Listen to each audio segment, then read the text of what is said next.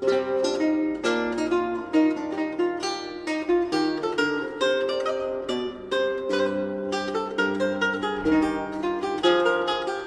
Ickabog by JK Rowling. Read hastily in a feigned accent with little preparation by Michal Schick.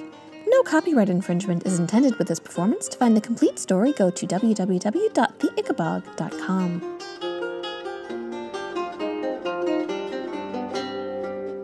The Ickabog, Chapter 2. The Ickabog. The legend of the Ickabog had been passed down by generations of marshlanders and spread by word of mouth all the way to Shoeville. Nowadays, everybody knew the story. Naturally, as with all legends, it changed a little depending on who was telling it.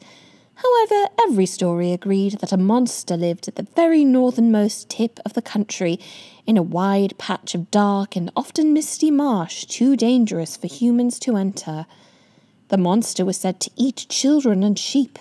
Sometimes it even carried off grown men and women who strayed too close to the marsh at night. The habits and appearance of the Ickabog changed depending on who was describing it. Some made it snake-like, others dragonish or wolf-like. Some said it roared, others that it hissed, and still others said that it drifted as silently as the mists that descended on the marsh without warning. The Ickabog, they said, had extraordinary powers. It could imitate the human voice to lure travellers into its clutches. If you tried to kill it, it would mend magically or else split into two Ickabogs. It could fly, spurt fire, shoot poison. The Ickabog's powers were as great as the imagination of the storyteller. "Mind you don't leave the garden while I'm working," parents all over the kingdom would tell their children, "or the Ickabog will catch you and eat you all up."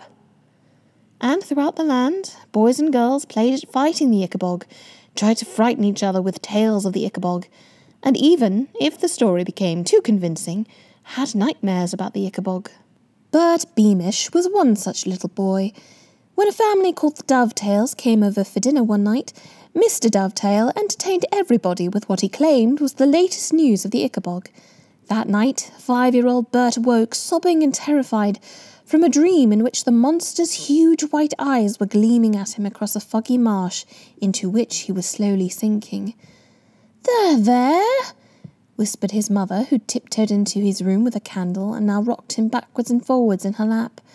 "There's no Ickabog, Bertie, it's just a silly story." But Mr. Dovetail said sheep have gone missing," hiccuped Bertie. "So they have," said Mrs. Beamish.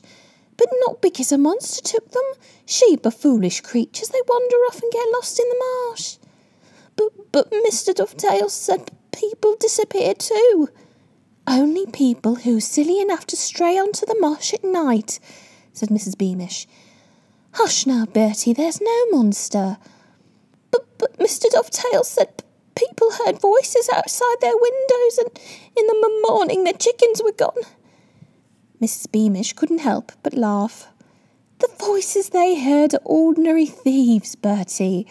Up in the marshlands they pilfer from each other all the time. It's easier to blame the Ickabog than to admit their neighbours are stealing from them." "Stealing?" gasped Bert, sitting up in his mother's lap and gazing at her with solemn eyes. "Stealing's very naughty, isn't it, Mummy?" "It's very naughty indeed," said Mrs. Beamish, lifting up Bert, placing him tenderly back into his warm bed and tucking him in. "But luckily we don't live near those lawless marshlanders." She picked up her candle and tiptoed back towards the bedroom door. "Night-night," she whispered from the doorway. She'd normally have added, "Don't let the Ickabog bite," which was what parents across Cornucopia said to their children at bedtime, but instead she said, "Sleep tight."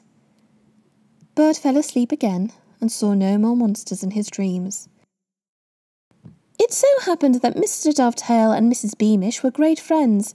They had been in the same class at school and had known each other all their lives.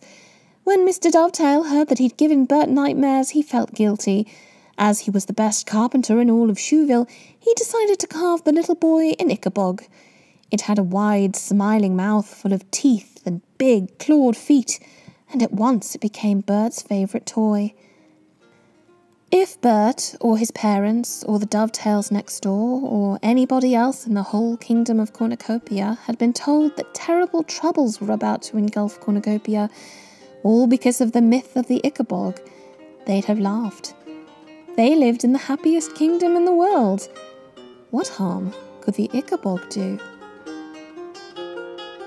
Next time, the death of a seamstress